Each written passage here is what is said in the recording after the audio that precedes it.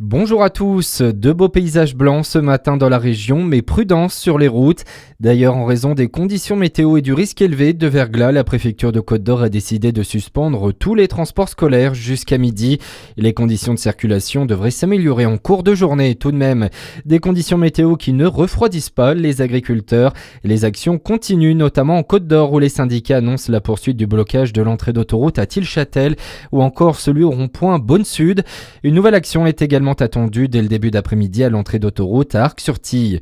Le choc encore ce matin à Dijon après cette effroyable découverte. Le corps d'une étudiante de 19 ans a été retrouvé hier par des agents du Crous au pied de sa résidence sur le campus de Montmusard. Une enquête est en cours, bien sûr, mais selon les premiers éléments, la jeune femme se serait bien suicidée. Le Crous, l'Université Bourgogne-Europe et le rectorat ont annoncé la mise en place d'un dispositif renforcé d'écoute et de soutien psychologique. La colère aux urgences de Chalon-sur-Saône également. Une grève du personnel soignant est annoncée pour samedi pour dénoncer les conditions de travail au centre hospitalier William Moret. La situation est très tendue en plein cœur de l'hiver, à cause notamment des différentes épidémies. Gilles Platré, le maire de la ville et président du conseil de surveillance du centre hospitalier, a alerté l'ARS dans un courrier.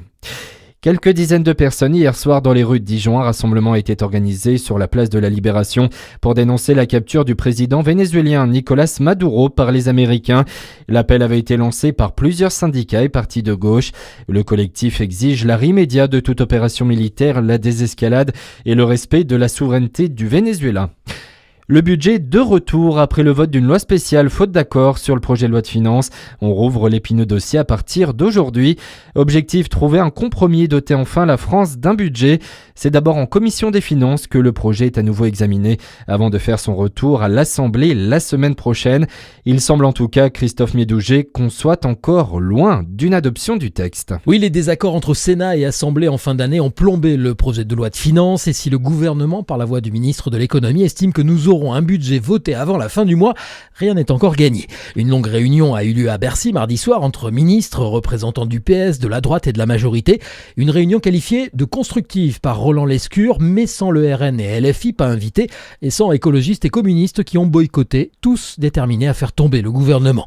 Alors, quel compromis pour que la France ait un budget sans passer par le 49.3 ?